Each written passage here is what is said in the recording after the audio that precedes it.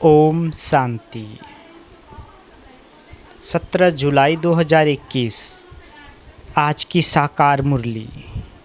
शिव बाबा कहते, मीठे बच्चे, ज्ञान सागर बाप तुम्हें ज्ञान का तीसरा नेत्र देने आए हैं, जिससे आत्मा की ज्योति जग जाती है। प्रश्न, बाप को करण करावनहार क्यों कहा गया है?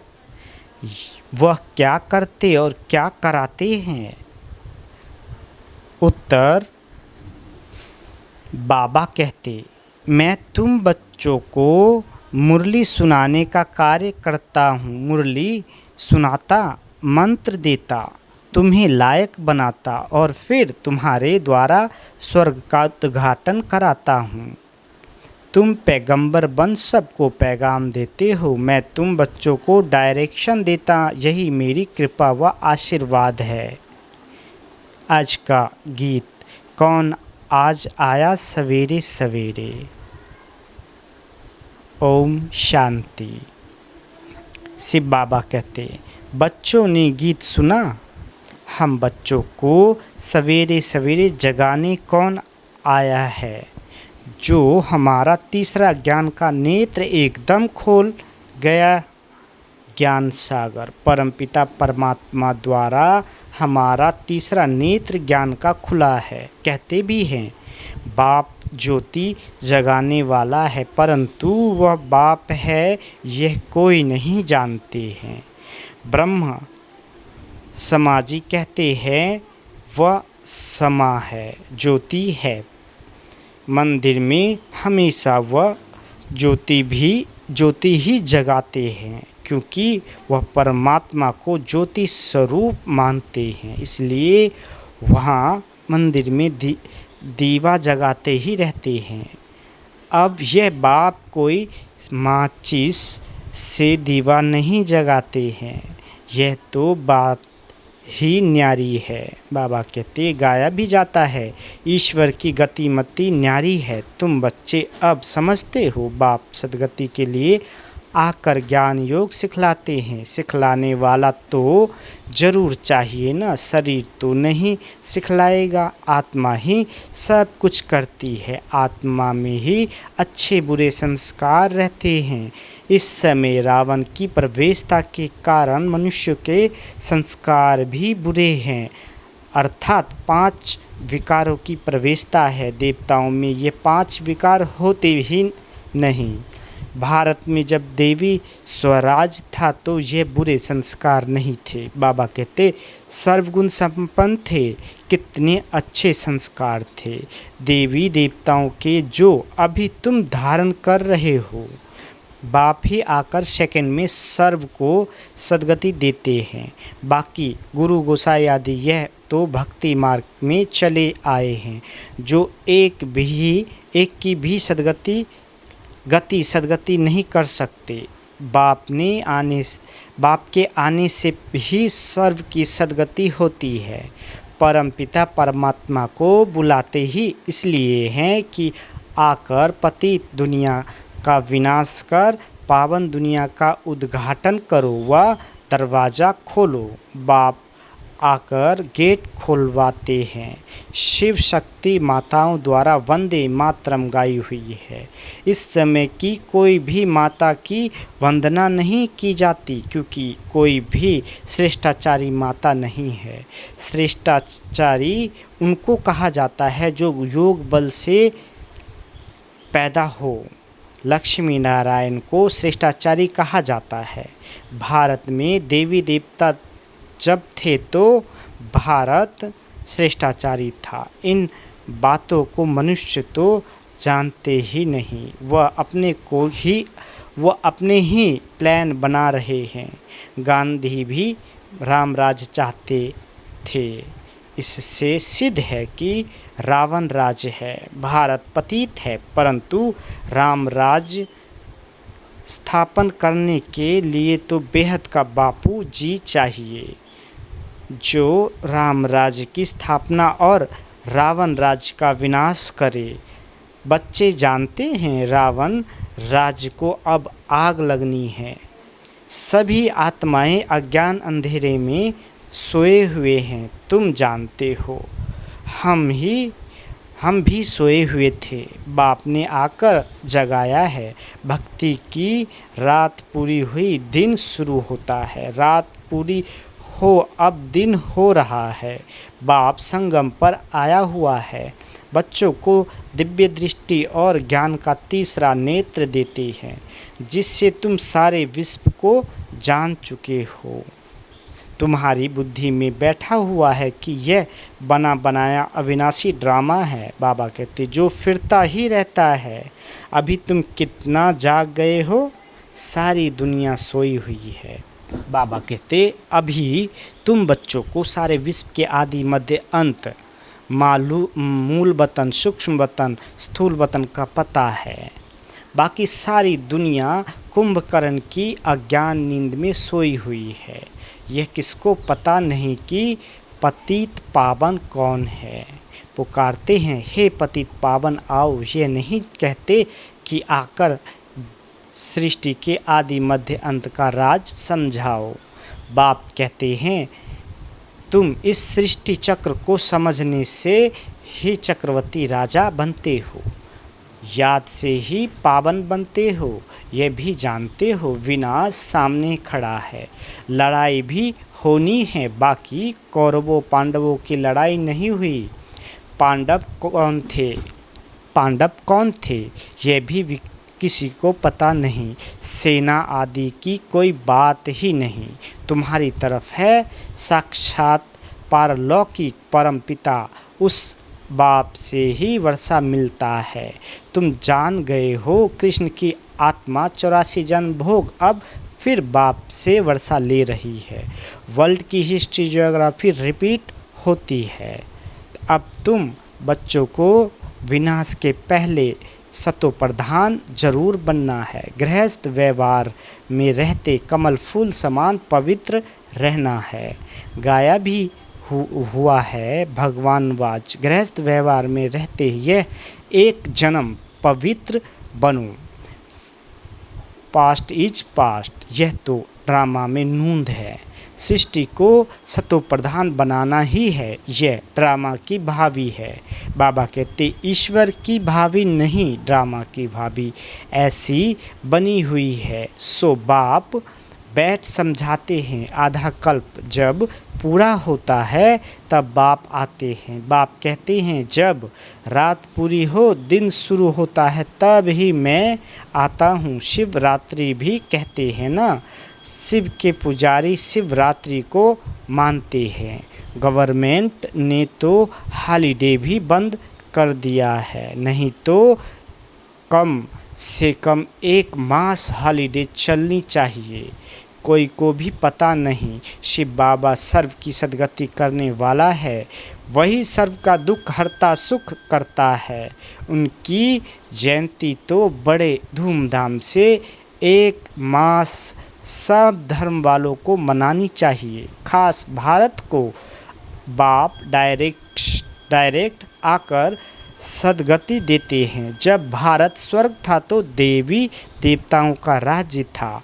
उस समय और कोई धर्म ही नहीं थे, देवताएं विश्व के मालिक थे, कोई पार्टीशन आदि नहीं थे। इसलिए कहा जाता है अटल अखंड सुख शांति संपत्ति का दैवी राज्य फिर से हम प्राप्त कर रहे हैं। बेहद के बाप से बेहद का वर्षा 5000 वर्ष पहले भी मिला था। सूर्यवंशी चंद्रवंशी राज्य में कोई दुख का नाम नहीं था। गाया भी जाता है राम राजा राम प्रजा राम, वहाँ धर्म की कोई बात नहीं। बाबा ने तुम्हें ब्रह्मा और विष्णु के बारे में भी समझाया है कि इन दोनों का आपस में क्या संबंध है। ब्रह्मा की नाभि से विष्णु निकला, यह कैसा वंडरफुल चित्र बनाया है। बाप समझाते हैं ये लक्ष्मी नारायण ही अंत में आकर ब्रह्मा सरस्वती जगत अम्बा जगत पिता बनते हैं, जो दोनों फिर विष्णु अर्थात लक्ष्मी नारायण बनते हैं। बाप बैठ समझाते हैं जो भी चित्र देखते हो इनमें कोई भी यथार्थ नहीं है। शिव का बड़ा चित्र बनाते हैं, वह भी अर्थात है भक्ति के कारण बड़ा बनाया है, नहीं तो बिंदी की पूजा कैसे हो सकती। अच्छा, फिर ब्रह्मा विष्णु शंकर के लिए भी समझ नहीं सकते। त्रिमूर्ति ब्रह्मा कह देते हैं, ब्रह्मा द्वारा स्थापना, विष्णु द्वारा पालना, शंकर द्वारा विनाश। ये भी कहते हैं, परंतु ब्रह्मा तो स्थापना करते नहीं हैं। स्वर्ग की स्थापना ब्रह्मा करेंगे? नहीं, स्वर्ग की स्थापना तो परमपिता परमात्मा की ही करते हैं।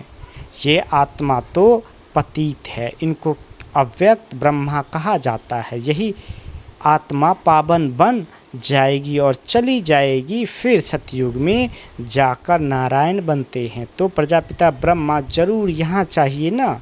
चित्र फिर बाबा के चित्र फिर वहाँ दे दिए हैं, जैसे ये ज्ञान के अलंकार वास्तव में है तुम्हारे, परंतु विष्णु को दे दिए हैं। नौधा भक्ति में भी साक्षात्कार होता है। मीरा का भी नाम गाया हुआ है ना। पुरुषों में नंबर 1 भक्त है नारद, माताओं में मीरा गाई हुई है। तुम अभी नारायण अथवा लक्ष्मी को वरने के लिए यह ज्ञान सुन रहे हो। तुम्हारा ही स्वयंवर होता है। नारद के लिए भी दिखाते हैं, सभा में आकर कहा, हम लक्ष्मी को वर सकते हैं। अभी लक्ष्मी को वरने लायक तुम बन रहे हो, बाकी वह तो सब है भक्ति मार्ग की कथाएं। बाप रियल बात बैठ समझाते हैं। लक्ष्मी सतयुग में, नारद भगत द्वापर में। सतयुग में फिर नारद कहाँ से आया? राधे कृष्ण का ही स्वयंवर के बाद नाम लक्ष्मी नारायण पड़ता है, ये भी भारतवासी नहीं जानते हैं। बाबा कहते, कितना अज्ञान अंधियारा है। बाप है कल्याणकारी, तुमको भी कल्याणकारी बनाते हैं। अब विचार सागर मंथन करना चाहिए, औरों को भी कैसे समझाएं। तो बाप समझाते हैं कि चित्र आदि कैसे बैठ बनाए हैं। गांधी की नाभि से नेहरू निकला, अब कहाँ वह विष्णु देवता, कहाँ यह मनुष्य।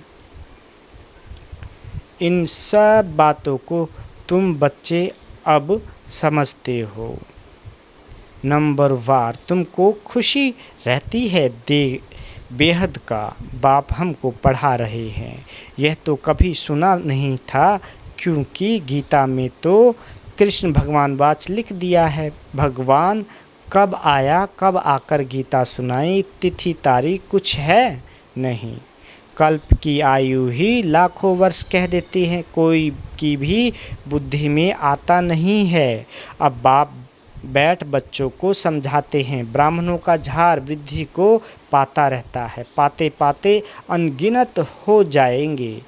तुम बच्चे जानते हो वर्ण कैसे चक्र लगाते हैं। हम ब्राह्मणों का वर्ण सबसे ऊंच है। हम हैं भारत के गुप्त सच्चे रूहानी सोशल वर्कर।